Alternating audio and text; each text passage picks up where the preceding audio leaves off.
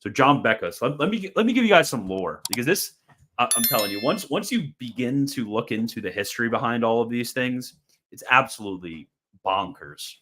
So basically what happened is there's the reunion council, which is Second Leon, because there's obviously the break with Photius that happens in the 9th century, and that schism is healed.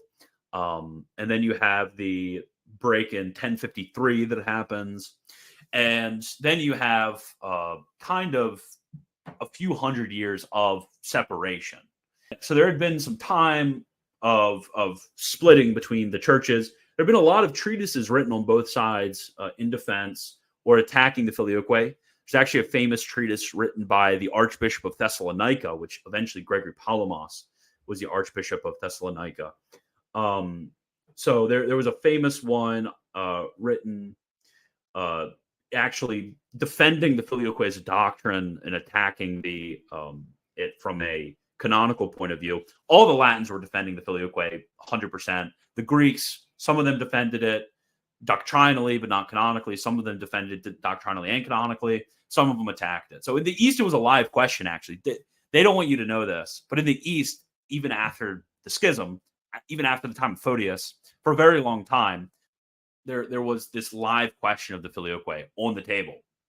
So multiple patriarchs of Constantinople affirmed the Filioque after Photius deposed and such, but they affirmed it. They affirmed it and defended it. John Beckas is one of them. But basically, in the 13th century, you have a man named John Beckas. He becomes Patriarch of Constantinople. He's a very learned man, and he writes a very pens a very famous defense of the Filioque because he was a student of the Fathers, especially of St. Cyril.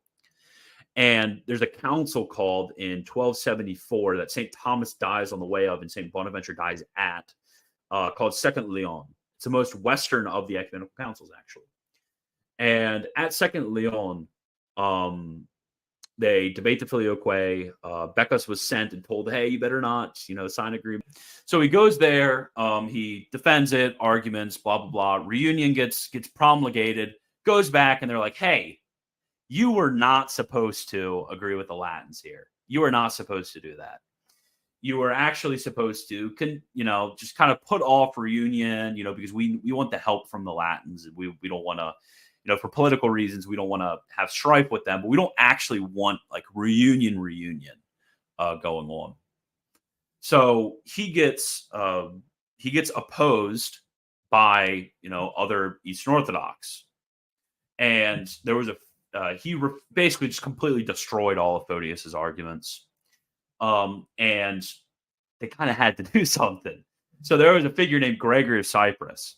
And Gregory of Cyprus was the one who invented the idea of a eternal manifestation.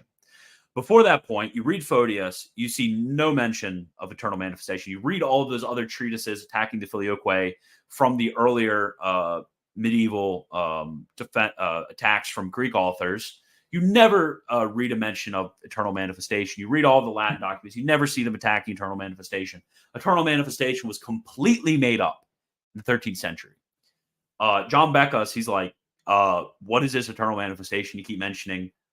Nobody's ever heard of this. Like, why are you making this up? Other bishops at Blackernay, I think it's Blackernay. Other bishops at Blackernay were very confused and thought that some of them thought eternal manifestation was heretical. Some of them thought it was the same thing as a Latin position.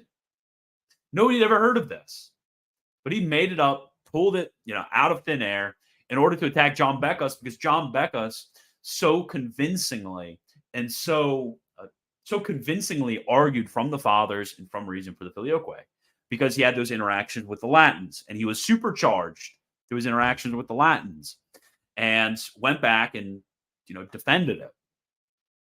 So yeah, once you get a little bit red pilled on the history behind the Filioque controversy, and where these defenses of energetic procession and stuff come from, it's insane. They literally pull this out of thin air, and they pointed to us and said, you guys are the innovators theologically.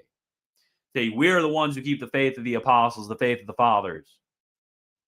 They made it up. They completely made it up.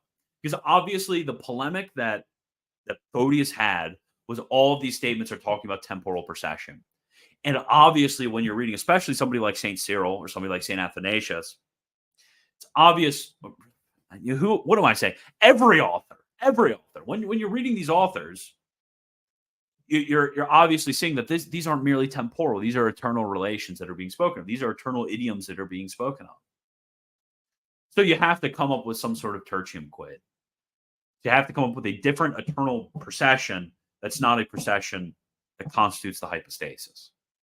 So it's completely made up out of thin air in order to get around this problem of all of the statements from the church fathers. So it's ad hoc response to Beckas, and it was imposed and completely novel.